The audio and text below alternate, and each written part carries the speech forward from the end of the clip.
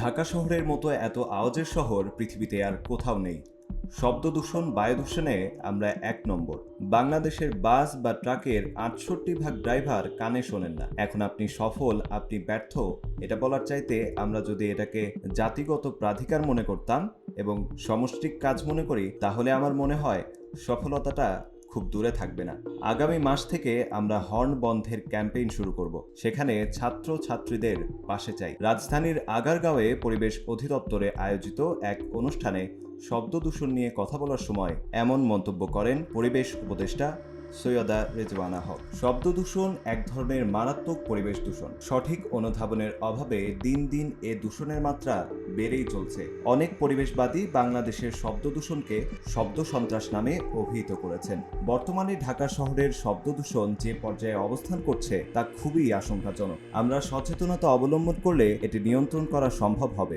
বাড়িতে, অফিসে, রাস্তাঘাটে আমরা শব্দ দূষণের শিকার হচ্ছি। বিশ্বব্যাপী মানুষ পরিবেশ দূষণ রোধে সোচ্চার। বর্তমান সময়ে বায়ু দূষণ, পানি দূষণ রোধ এবং বনায়নের বিষয়গুলো আলোচিত হলেও শব্দ দূষণ সম্পর্কে আলোচনার গণ্ডি একেবারেই সীমিত। শব্দ দূষণের কারণেও মারাত্মক রকমের স্বাস্থ্য সমস্যা হতে পারে, সে সম্পর্কে জনসাধারণের মাঝে সুস্পষ্ট ধারণা নেই। বেশ কয়েকটি বেসরকারি সংগঠন এ নিয়ে কাজ করলেও তা সমস্যার তুলনায় খুবই সামান্য। শব্দ দূষণ নিয়ন্ত্রণে আমাদের দেশে তেমন কোনো আইন নেই। ট্রাফিক আইনও যথাযথভাবে পালিত হচ্ছে না। শব্দ দূষণকে বলা হয় নীরব ঘাতক। বিশেষ করে ঢাকা শহরে শব্দ দূষণের বহু উৎস রয়েছে যা জনস্বাস্থ্যের জন্য হুমকি। গাড়ির হর্ন, নির্মাণ কাজ, মাইকের ব্যবহার, শিল্প কারখানা, কোনো ক্ষেত্রেই শব্দ দূষণ বিষয়ে যেসব নিয়ম রয়েছে তা মানা হচ্ছে না। কিন্তু বাংলাদেশের শব্দ দূষণ নিয়ন্ত্রণে যে বিধিমালা রয়েছে সেখানে বিস্তারিত বলা আছে কোন এলাকায়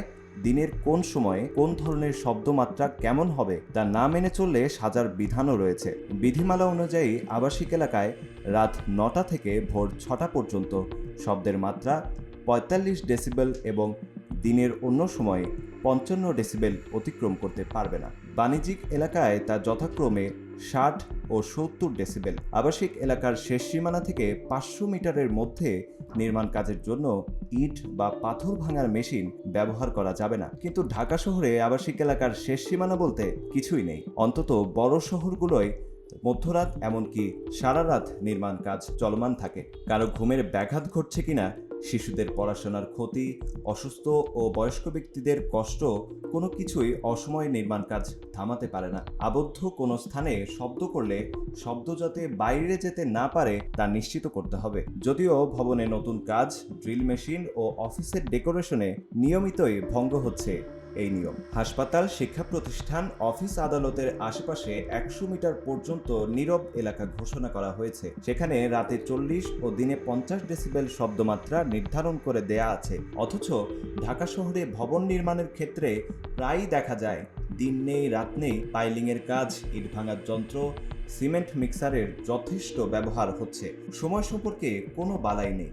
রাজনৈতিক সভা থেকে শুরু করে বিয়ে, ধর্মীয় অনুষ্ঠান, পিকনিক, সব ক্ষেত্রে এর কান ফাটানো শব্দ চলে। তবে আইনে শর্ত সাপেক্ষে এর অনুমতিও রয়েছে। খোলা জায়গায় বিয়ে, খেলাধুলা, কনসার্ট ও সাংস্কৃতিক অনুষ্ঠান, রাজনৈতিক বা অন্য কোনো ধরনের সভা, মেলা, যাত্রাগান ইত্যাদির ক্ষেত্রেও শব্দের মাত্রা অতিক্রম করে এমন যন্ত্র ব্যবহার করা যাবে। তবে তার জন্য কর্তৃপক্ষের অনুমতি নিতে হবে।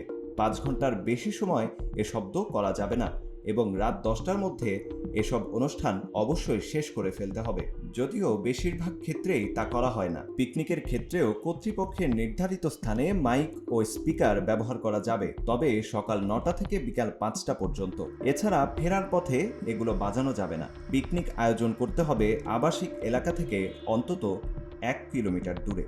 অহেতুক হর্ন বাজানো একটি বাজে অভ্যাস। সামনে কেউ ধীর গতিতে চললে পথচারীকে উদ্দেশ্য করে প্রতিনিয়ত হর্ন বাজানো হয়।